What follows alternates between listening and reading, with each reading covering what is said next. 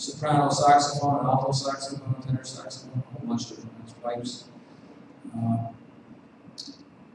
All kinds of different synthetic things. Ethnic, this is what I find interesting because we have a whole section on violins and that. But look what's in ethnic, it says fiddle. I find that interesting because the violin and fiddle are basically the same instrument, just how you play it. I don't think MIDI makes any real difference to it. I haven't found it in live scene, but okay. Percussive instruments, lots of different kinds of bells, drums. So let's put that over here. Some specialized special effects, SFX. Breathe noise, key clip, seashore, rain, thunder, wind, bubble.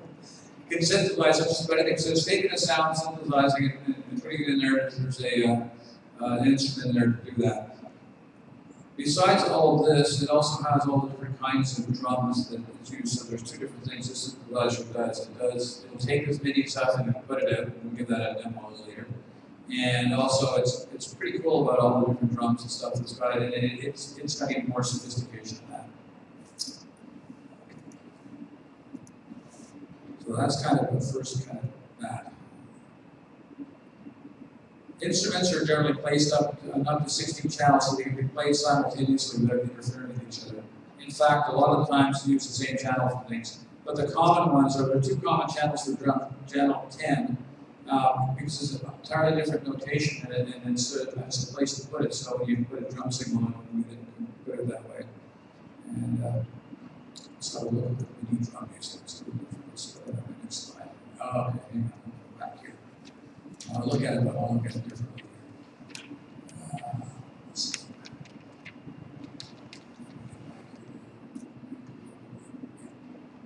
All right. So,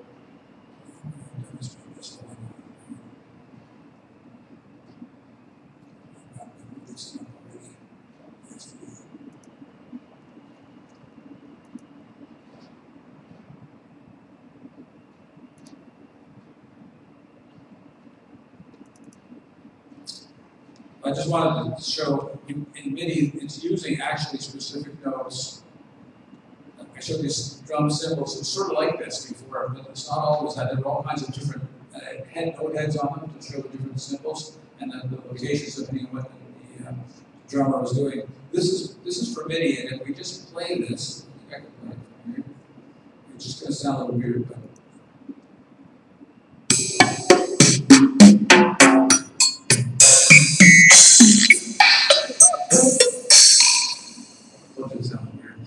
It's all the different things one could make to make a drum sound. And so when somebody's composing something and using MIDI for it for a drum, they'll pick the appropriate ones and the appropriate timing. And only for the notes will talk a little bit more about the timing on it. That's about it. It's kind of cool that they have it. So it's quite different. I got that there somewhere. Okay. So next thing is to talk about is a little bit about composing software. What I was using there is Noteworthy Composer. It's the last one on here. I'll talk a little bit more about it in a minute. But I want to talk first of all about some free software called MuseScore.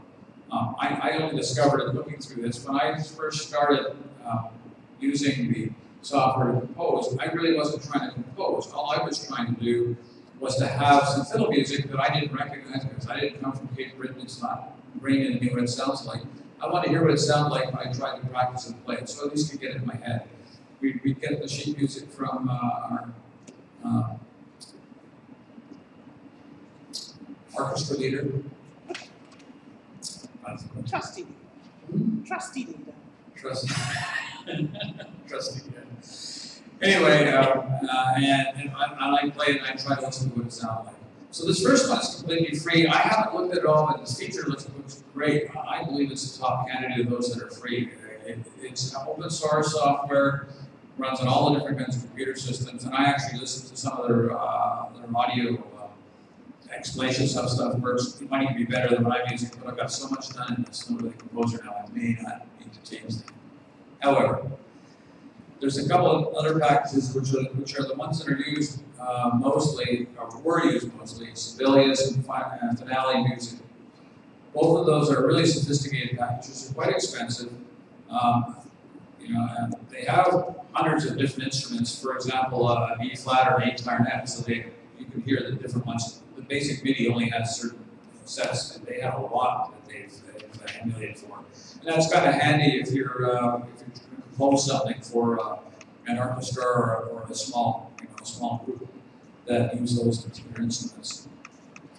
But quite expensive. They're several $100. They're like some of them like $600 or $700. They have certain lower cost versions now. I haven't had a chance to look at them. I saw a few over there as I was looking recently. Noteworthy Composer is the one I used. I picked that up when I wanted to find out a couple of important things. I wanted to be able to put the music into it one way or another. We're going to look about a couple of different ways to do that, as well as I want a simple playback and some simple way of recording. It does only have simple recording and keyboard notes. I'm going to demonstrate that with this keyboard here. I'm not a piano player, but I'll try my best to demonstrate that and how a composition can be created. I think I have something that's fairly simple. We'll see. So they're all available. Noteworthy Composer was $50. It's pretty cheap. So they're good choices. Those two I think are good choices to start with. One's just trying to figure out what we want to do. My purpose, as I said before, was to listen to it, get the music into it, and now recently is to do a little bit of arranging. I'm trying to understand how to arrange music. And with our fiddle groups, there's always changes going on in the music. We have all kinds of. The other big reason I wanted is some of the stuff we get in some of the books. It's so fine between the notes that I can't see it. We have at least one or two books that they've compressed everything down, and if you try to read that and play, it's almost impossible. So one of the good parts of this is we can make it better for us folks that need to see a little better. So let me do a little demo of this. Okay, so let me go back over here. Here we are. I'm going to start off just to demonstrate how this works with a brand new. I'm not going to do anything with this, just to show you how these things go in a little bit. So I'm saying I'm going to open up a brand new tune. One of the things noteworthy you can do is it keeps templates and some things. So you see I have a bunch of them here for fiddle, and these are sort of the common keys that they're in, so it makes it a little easier to start with. So I'll pick a A, which is common title. My test is going to be my title here for now, just so we have a place. You put a few more pieces of information, see where that goes into. So this one, a common fiddle music is 6/8 timing, and that key of A is the 3 sharps, and this is the treble clef, the higher set notes. Fiddle, most of fiddle music is played in the treble clef. There's some notes we can go a little lower with, but not many. So, the first way to do it is you'll notice there's a bunch of notes up here. If I want to enter some notes, I can just simply click on the note kind, position here, and position right in the middle of this, and then hit the enter key. Let's put a note in. Or if I want to put a rest in, I just hit a space bar. Sounds like a rest. And you can change the notes. So instead of making that a quarter note, I can make it a, let's make it 16th note. And the 16th note, as you can see here, has got these funny little tails on it. There's 2 tails for 16th note, and this will allow us to position it. You notice it went down because it was in the middle of this. I'll position upwards, which can do that. I can make it a little bit longer by dotting it, which means the 16th note plus a half, so it's really 3/30 seconds.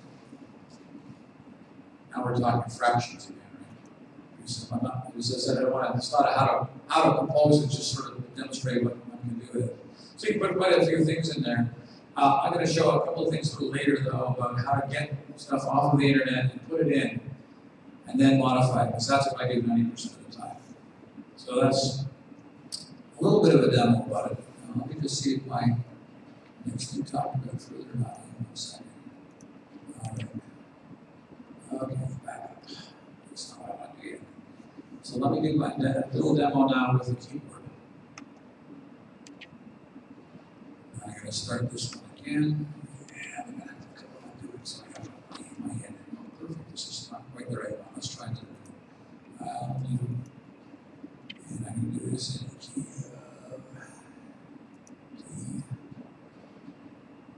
If you don't know, okay. So this is going to be something everybody recognizes, I hope. If I type it in right when I put it on the, to me it's typing on the keyboard, because I only had 1 year of piano lessons when I was 13. That's a long time ago. So I'll show you what this can and can't do with this. So there was some inquiry about what can we do.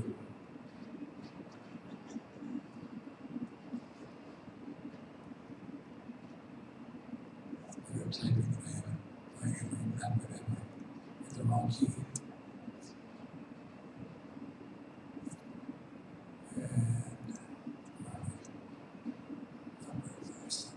Alright, 6/8. So I gotta plug this in properly and make sure I'm putting it in the right place. It should be right now. I'm gonna do the test. So noteworthy, you can pick tools. Record. Okay. Failing to find a device. Device plugged in. Gotta make sure I get the right device. There it is. Input device. So this is a little connection. It's a USB connection. It's got a MIDI input on one end of it and USB connection on the other, and it's called 2UM1. So that's correct. That's the one I'm looking for. And so, remember I mentioned that there was, on the computer, there was different kinds of things that generate the sound. It's what we call a wavetable. Microsoft has this, so we'll use that one. And whatever channel the MIDI is putting it on, so it's usually original channel. They talk about 16 channels, it's pointing out what they are here. And I think that's sufficient for recording. So let's just see if this, okay, so it's relatively properly. This, oh, yes.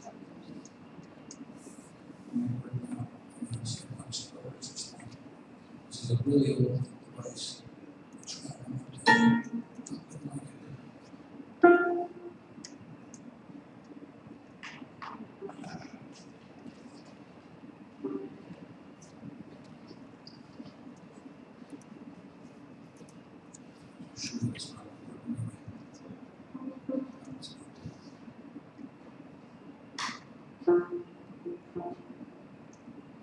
It's workable.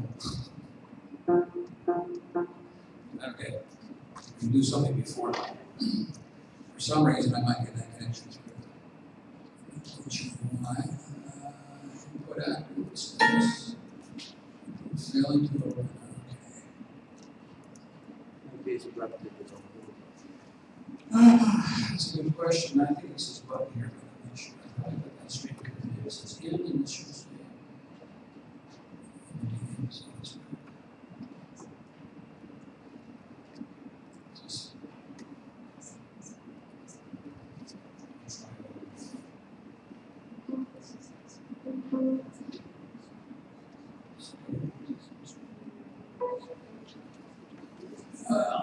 Do it a different way. I have to take my word that doesn't work sometimes. But instead of the keyboard, we'll use this keyboard down here that's on the screen.